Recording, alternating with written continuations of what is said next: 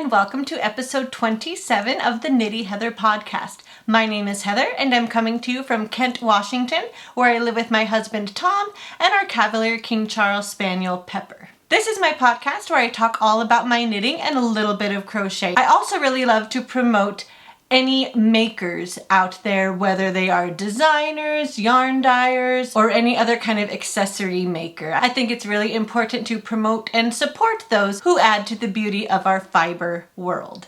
If you are a new viewer, welcome. Thank you so much for finding me. I hope you enjoy yourself. And if you are a returning viewer, thank you so much for coming back. I really appreciate it. If you would like to follow me, I am at Knitty Heather on Instagram, and I always love seeing what everyone is working on.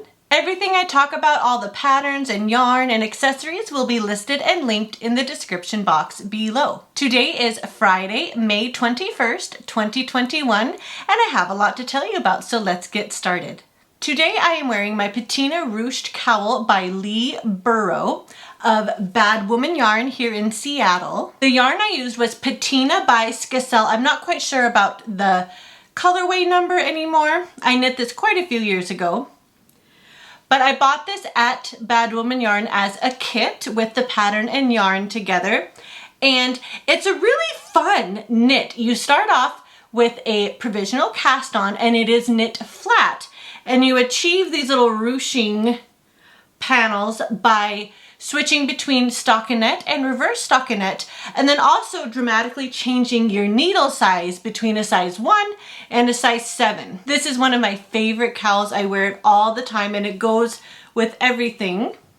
This yarn, I believe, is 55% merino wool and 45% rayon. Once you have knitted the length, like I said, you do knit this straight. You seam it together with either a 3-needle bind off or the Kitchener stitch. I believe I used a 3-needle bind off in this case. This is the Patina Rouched Cowl by Burrow, knit up in Patina by Stonekeepers. Today I am also wearing a vanilla pair of self-striping socks. I knit these last May, and the yarn I used was the Cozy Knitter 8020 Bliss Base in the colorway Hippity Hop. I also used this pretty mint green mini she included for the toes, heels, and cuffs. These were knit toe up with the Fish Lips Kiss heel and about 13 rounds of a 2x2 rib for the cuff.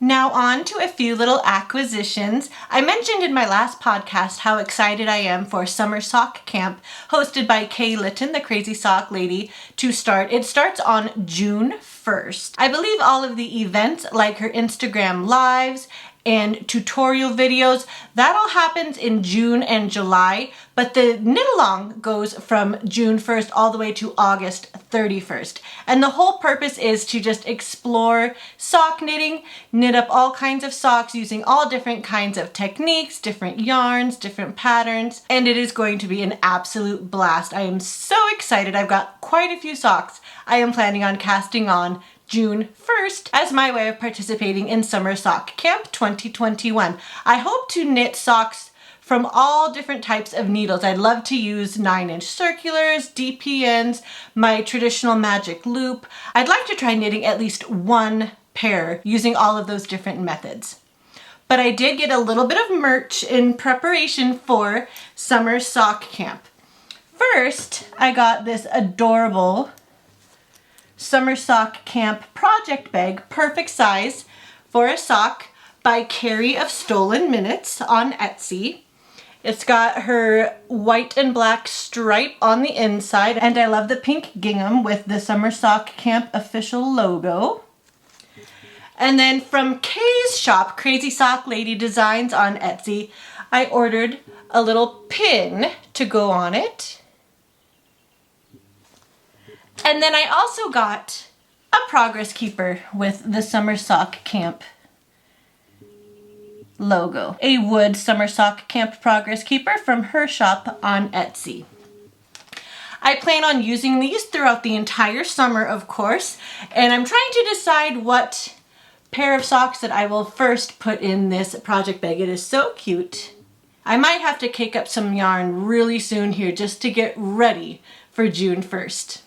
Check out Carrie of Stolen Minutes on Etsy and Kay, the Crazy Sock Lady of Crazy Sock Lady Designs on Etsy. If you don't use Ravelry, Kay has all of her knitting designs and patterns in her Etsy shop as well.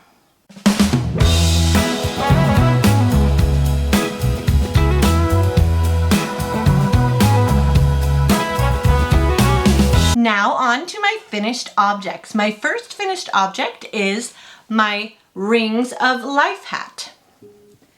This was from the Hat of the Month Club in March from my friends at Maker's Mercantile. The yarn was Simply Cria by Haiku. It is a 100% super baby alpaca yarn, incredibly soft. And as you can see, it's just a really cool varied stripe pattern that goes through 3 different colors. Now, the finishing of this hat was super interesting. I've never done anything even close to this before. But basically, you knit up the whole hat as a tube, and then you added some braids on either side, and then they wanted you to tie the braids together in a bow. Super fun. I really love how this looks. I actually did try it on myself, and it fits really, really nicely. I probably should give this as a gift, but I'm tempted to keep it for myself because it's so warm and it does fit quite nicely. Just a really interesting way of finishing up an otherwise fairly simple hat pattern. The colors I used, and this is what I have left, were lemongrass, chocolate mousse, and shifting sands. So I have just a tiny bit left of each of these colors. I definitely used the most of my green, but these will go into one of my scrappy projects, I'm sure, at some point. These were the 3 colors that came with the kit along with the pattern. Here's one more look at it. And I'm excited to cast on April's Hat of the Month pattern. It's a really fun one as well. Look for the very beginnings of that in my next episode. This is the Rings of Life hat by the design team at Maker's Mercantile, knit up in Simply Cria by Haiku. Next is a half finished object. This is the first of my May Desert Vista dye work socks. I am doing the Vanilla Latte socks by Virginia Rose Johns across the front of the leg and the top of the foot.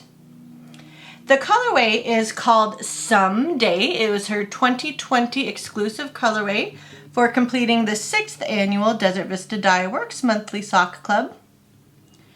And she gave you the main color as a self-striping, and the contrasting mini is a variegated mini with the same colors. So I did use that. I knit these toe up using my wedge toe. I knit up the foot and the leg. I did 12 rounds of 2x2 rib for the cuff, and then I went back and knit an afterthought heel. I really love how this came out. It is such a pretty combination of colors. And I am working up the foot on my second sock.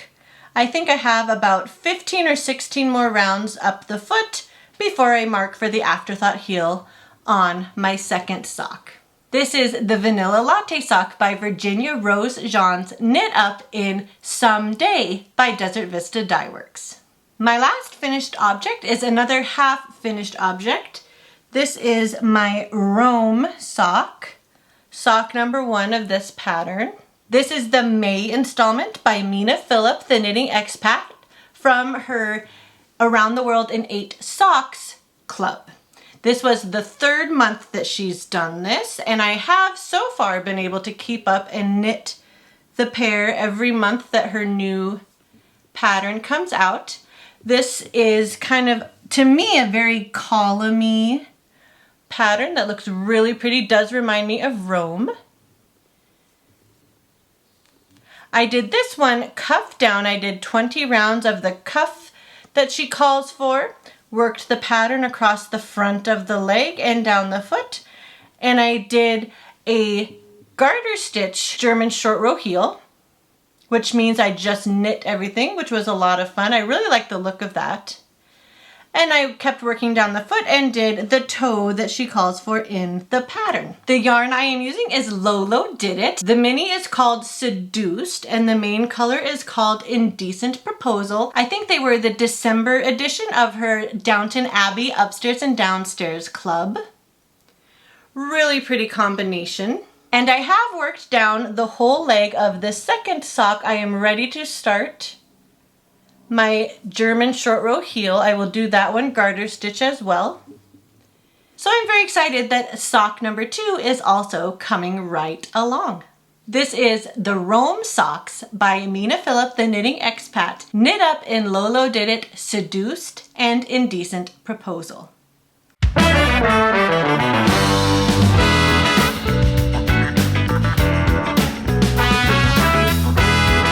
Now on to my works in progress. The first I'd like to show you is my Spring Rainbow Connection sock. This is a pattern by Kay Litton, the Crazy Sock Lady. My progress keeper is a rainbow cupcake by Bluebird Miniatures on Etsy. And I have it in my Knitting Chickens bag from Bags by Awesome Granny on Etsy. And I've made a little bit of progress on this since last time I've showed it. I finished the leg. I did the slip stitch, heel flap, and gusset. And I've turned the heel, and now I am starting to decrease the gusset stitches. I really love these colors that are in this colorway. The yarn I'm using is Desert Vista Dye Works, her Spring Rainbow sock set, which was 2 50-gram half skeins. And I am alternating between the cream solid and the rainbow striping yarn. Here's what they look like in the cakes. I think they complement each other really well. Love how these are working up. On the back it's just plain striping with stockinette, and on the front is just this really fun slip stitch pattern. It looks a lot more complicated than it actually is. This is the first of this pair of socks. I knit a pair earlier this year using her winter rainbow set, and I am hoping to get my spring pair done by the end of June. And I think I'm basically on track to be able to do that. I did purchase her yarn for each season, and I'd kind of like to knit all of those up this year. One more quick look. It is such a fun pattern. And it's very, very well written. I love all of Kay's patterns, are so clear. This is the Rainbow Connection sock by Kay Litton, the Crazy Sock Lady, knit up in Desert Vista Dye Works Spring Rainbow set. Next, I'd like to tell you about my Brioche Cowl that I have been working on. I've made a little bit of progress since my Easter Bunny Progress Keeper from Simply Serving. This is called the Channeled Color Brioche Loop by Marcy New of the New Knittery here in Renton, Washington. And it is a 2-color brioche loop. Here it is on one side. And I'm really getting some fun colors on the inside as well. 2-color brioche is so fun because it is reversible. And it looks especially good, in my opinion, when you use a solid color and a variegated color. The yarn I'm using is Ella Rae Cashmerino. This is the colorway Sycamore. And I'm also using Shopple Edition 3 in the colorway English Garden as my variegated color. Really, really fun color combination. I did purchase these at the New Knittery specifically for this pattern, and I'm excited to be making decent progress on it. I am using a little flower stitch marker from Bump on a Hill on Etsy to mark the beginning of my round, and I have it living in my dog project bag from Ryan's Marketplace on Etsy. Perfect size for a cowl. So I would say it's about 1/3 of as long as I actually would like it to be. I'm going to kind of keep knitting it up until I feel like it is long enough.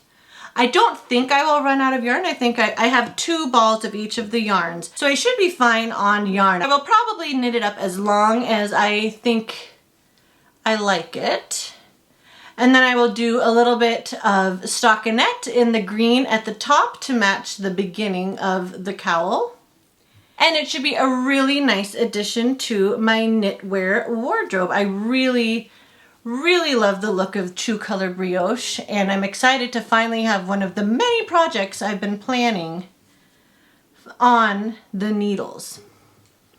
Speaking of needles, I am using my Knitter's Pride Dreams size 8 interchangeable set. And I try to get, a few rounds here and there done every day. I'm not putting any pressure on myself to finish it by any particular time, but I do love how it is knitting up. It's going to be very, very pretty. And it might be fun to do another one in the fall with kind of some more fall colors. We'll see. If you are wanting to learn True Color Brioche, I highly recommend this pattern. There are a lot of really good tutorials out there to teach you how to do True Color Brioche too. I think I mentioned in one of my previous episodes that honestly True Color Brioche is in the round is probably the easiest kind of brioche knitting to do. Really cool. This is the Channeled Colors Brioche Loop by Marcy New, knit up in Ella Rae Cashmerino and Shopple Edition 3. The last work in progress I would like to tell you about this time is my granny stripe blanket. I've made a little bit of progress on this since last time I showed you. I just finished kind of this pink and orange and brown color, and I'm starting this purpley color with some nice brown tones in it. This is the 20-gram mini that I just incorporated using a magic knot. This is from Crystal Skies Hand Dyed, and so far I have been using her minis from her monthly mystery mini set. Every month she takes a color and uses it as inspiration to create 5 different minis that all have that color through them. This set was her teddy bear brown. So this is all 5 of those colors. This purple is the last of that set. My favorite crochet tip is to hold your live stitch with a clippy stitch marker like this so that you won't lose it. I am almost at the end of this row. The pattern I am following is the Granny Stripe Blanket from Lucy of Attic 24, and I am using a size 3.5 E crochet hook for this. And I get why people love this pattern so much. It is really addicting to just keep adding and adding colors, keep going and going until you're at the end of the row. It is a very simple but beautiful pattern. Here it is up a little closer. So these minis had kind of a teddy bear brown color running through them all. And the next pack I want to start adding is her Ox Blood Red. So all of these have some really pretty red tones. I think I'm going to start with this one right here on the end. It's super pretty. So then I'm going to work through all of these and add these to my blanket. Check out Crystal Skies Hand Dyed on Etsy. She does this mystery mini set every month, and all of the colors have been absolutely beautiful. I really enjoy getting these every month. I get these on her 75/25 ragdoll sock base, but she offers them in multiple bases in her shop. Once again, this is the Granny Stripe Blanket from Lucy of Attic 24, and so far I am using minis from Crystal Skies Hand Dyed on Etsy. Well, I think that's about all I have for you this episode. Thank you so much for spending a little bit of time with me. I really appreciate you supporting my channel. Please don't forget to like this video, and it would mean so much to me if you would consider subscribing. Please let me know if you have any questions or feedback about the podcast. I would be very interested to know your thoughts. Please feel free to leave a comment below, or you may message me on Instagram. I am at Knitty Heather on Instagram, and I would love to hear from you. But until next time, be well, be kind, and happy knitting and crocheting. We'll see you in the next one. Bye.